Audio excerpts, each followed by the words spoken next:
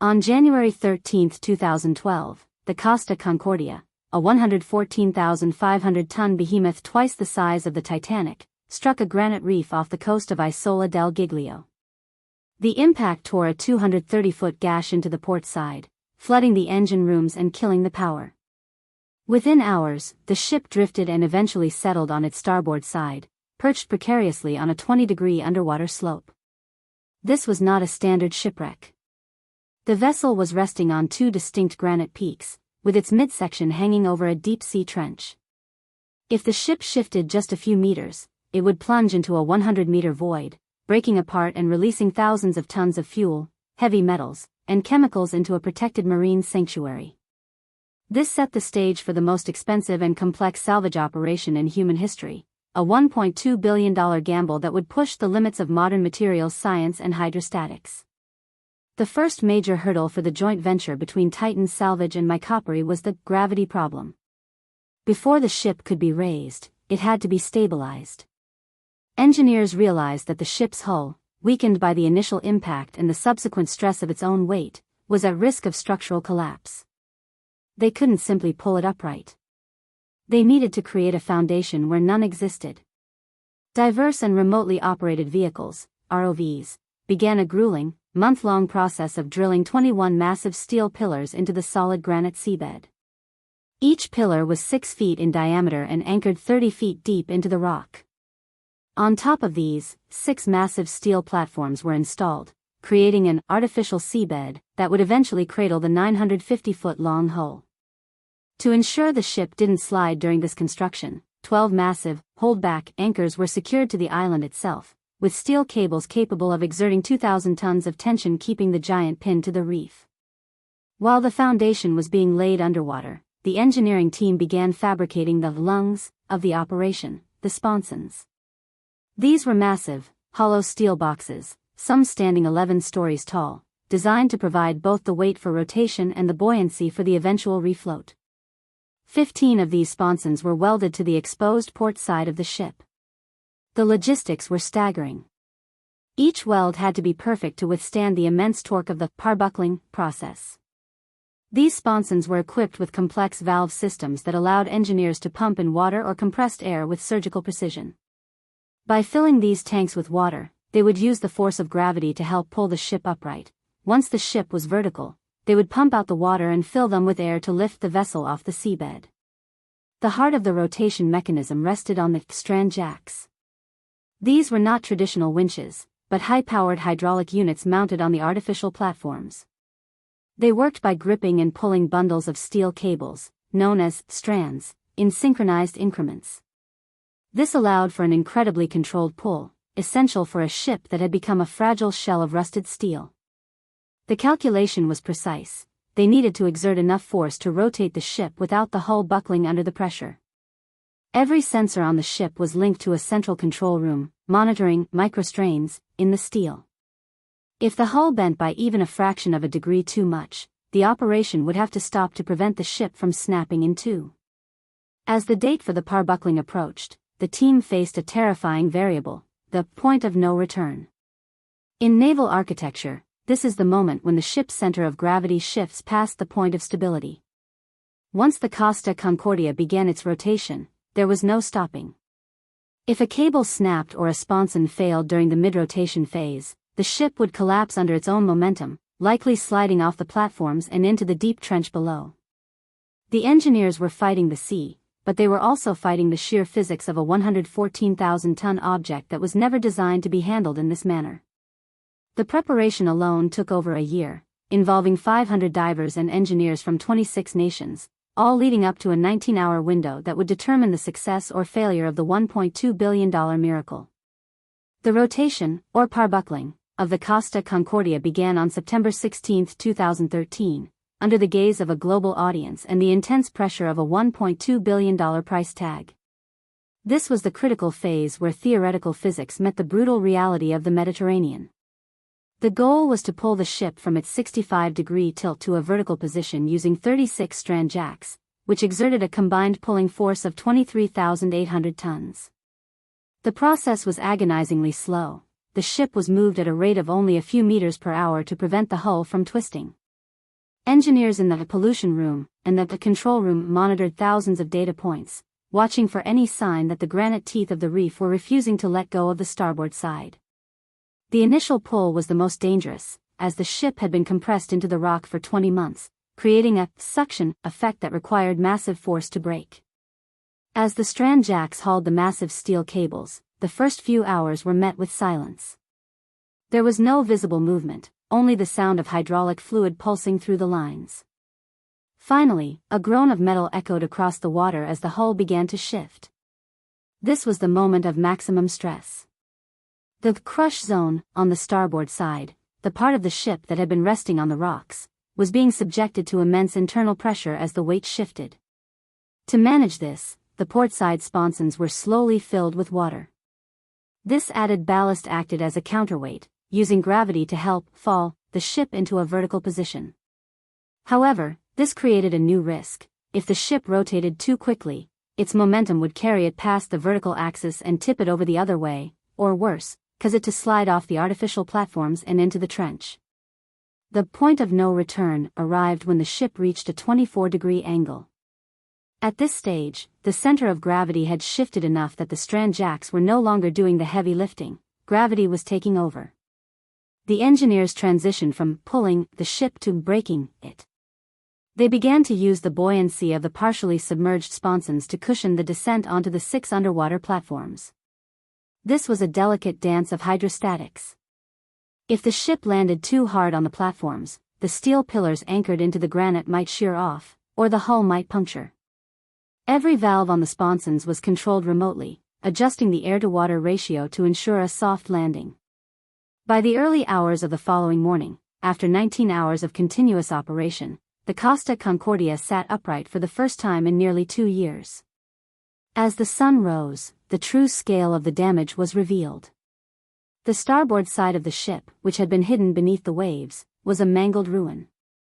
The granite peaks had crushed the steel into a jagged, flattened mess, resembling a crumpled soda can. This created a new engineering crisis. The starboard side was so deformed that the remaining 15 sponsons could not be easily attached. Without these steel lungs, the ship would never have enough buoyancy to be lifted off the platforms and towed away. Engineers now had to perform underwater reconstructive surgery. They had to build custom-fitted steel structures to bridge the gaps in the mangled hull so that the starboard sponsons could be securely welded. This phase was perhaps the most dangerous for the divers, who had to work inside the crushed compartments of the ship to reinforce the internal bulkheads. The ship was now vertical, but it was still a dead weight resting on the platforms, 30 meters below the surface. The final challenge, the actual refloat, required the team to turn this shattered shell into a functional barge, capable of withstanding a 200-mile tow to the scrapyards of Genoa. The engineering team now faced the starboard challenge, a phase that many experts believed was technically impossible. While the port side of the ship remained relatively intact, the starboard side, having borne the entire 114,000-ton weight of the vessel against jagged granite for 20 months, was a catastrophic mess of twisted girders and crushed steel.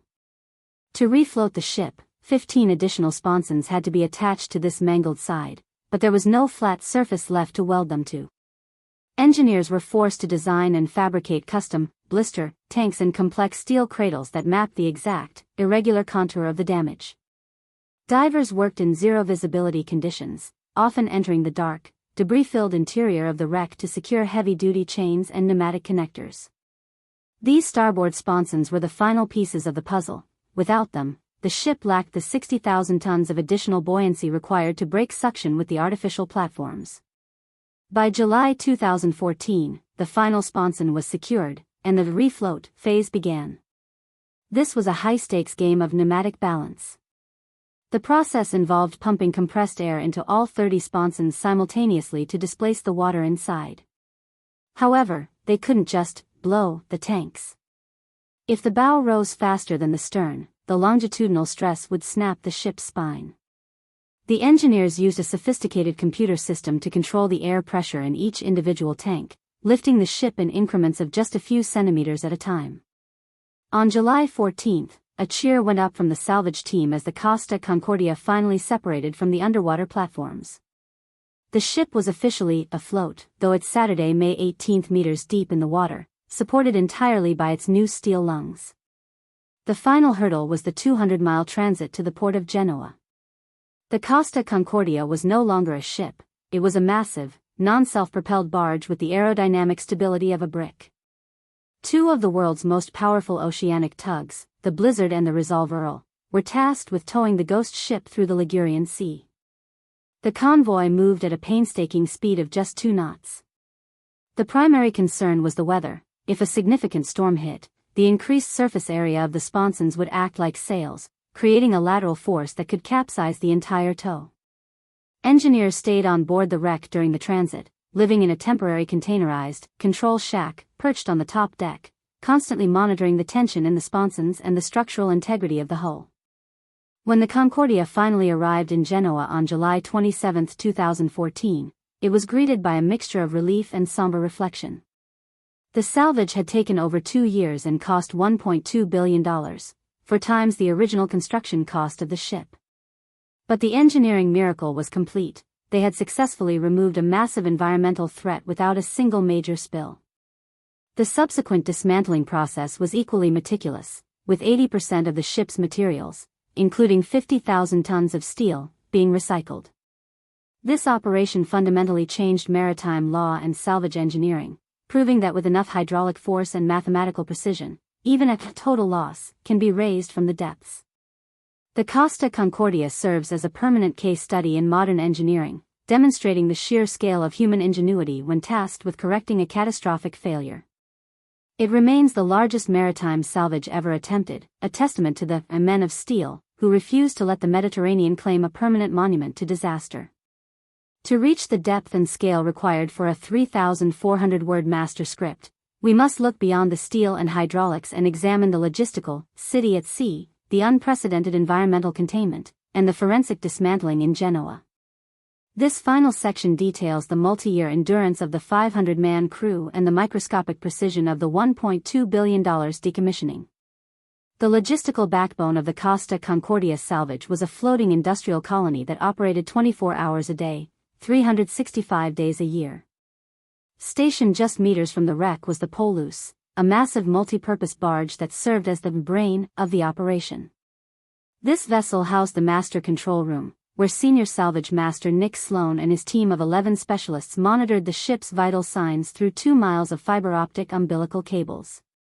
The crew lived in floating barracks, a necessity because the tiny island of Giglio simply did not have the infrastructure to support 500 engineers, divers, and ROV pilots. The life of a salvage diver on this project was defined by extreme physical and psychological stress. These men, hailing from 26 different nations, operated in saturation or high-frequency dive shifts, often spending hours in the pitch-black, labyrinthine corridors of the sunken ship. Because the Concordia was a constructive total loss, filled with rotting organic matter and hazardous chemicals, the water inside the hull was a toxic soup. Divers had to undergo rigorous decontamination every time they surfaced, racing from the water to decompression chambers within 5 minutes to prevent the bends and chemical skin burns.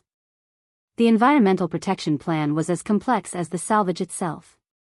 The Tuscan Archipelago National Park is home to rare coralligenous reefs and protected seagrass meadows, Posidonia oceanica. To prevent a secondary disaster, the team employed hot tapping, a surgical fuel extraction method. This involved drilling into the ship's 17 fuel tanks and injecting hot water to keep the heavy fuel oil viscous enough to be pumped out. As the oil was removed, it was replaced gallon for gallon with water to maintain the ship's internal pressure and prevent it from shifting on the rocks. This delicate balance prevented 2,380 tons of diesel and heavy fuel from reaching the pristine Italian coastline. Furthermore, the drilling for the 21 underwater pillars utilized water-powered, down-the-hole, hammers, which used no oil for lubrication, a critical choice to ensure that even a mechanical failure wouldn't lead to a spill.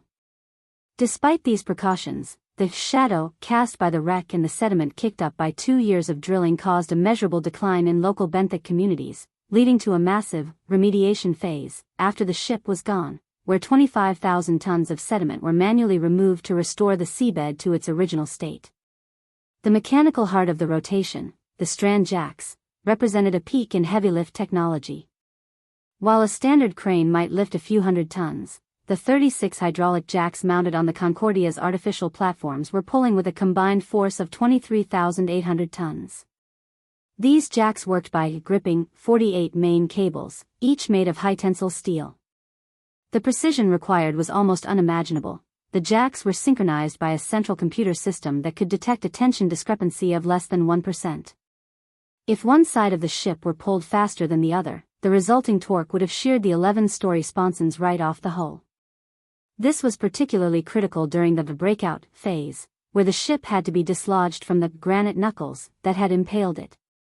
For the first 9 hours of the parbuckling, the ship didn't move an inch. The tension simply built up until the 6,000 tons of force finally overcame the friction of the rock, and the ship groaned into its first degree of movement. Once the ship reached its vertical position, the starboard surgery began. Because the starboard side was crushed beyond recognition, traditional sponson attachment was impossible. The engineers had to invent the blister sisters, 2 massive, custom-built tanks fitted to the bow using anchor pipes installed through the ship's own thruster tunnels. These provided 4,500 tons of net buoyancy specifically to support the weakest part of the ship, the bow. The total steel fabricated for the project reached 31,000 tons, equivalent to 4 Eiffel Towers, and the welding work alone consumed 9 tons of welding rods. Every centimeter of the 33 kilometers of weld laid by the divers had to be ultrasonically tested to ensure it could withstand the atmospheric pressure of the reef float. The final transit to Genoa in July 2014 was a 200-mile funeral procession for a Titan. The convoy consisted of 14 vessels, led by the tug Blizzard. The ship was now a 300-meter-long ghost barge, sitting 18 meters deep in the water. On the top deck, a temporary living pod was installed for the 12-man crew who stayed on board the wreck during the 4-day journey to monitor the sponson pressures. They were effectively sailing a dead ship. The arrival in Genoa marked the beginning of a 3-year dismantling process that was a miracle of green recycling. In a massive ship recycling consortium, 350 workers spent 1 million man-hours stripping the Concordia to its skeleton. The data from this phase is staggering. 90% of the ship's mass, over 53,000 tons, was recycled. This included 18,000 tons of steel that was melted down and sold as scrap, and even the copper wiring and plumbing were salvaged. The remaining 10% consisted of hazardous waste and non-recyclable insulation, which was disposed of in specialized facilities. Ultimately, the $1.2 billion cost of the Costa Concordia salvage was not just a price tag for moving steel, it was the cost of a global lesson in accountability and engineering. The project spurred new IMO, International Maritime Organization, regulations regarding the stability of mega-cruise ships and the mandatory inclusion of refloat contingencies in ship designs. It proved that a vessel of 114,000 tons could be handled with the delicacy of a watchmaker's tool. The wreck of the Concordia is gone, but the engineering data gathered during those 30 months remains the gold standard for maritime salvage. It stands as a reminder that when human error creates an impossible disaster, human ingenuity can find $1 billion way to set it right.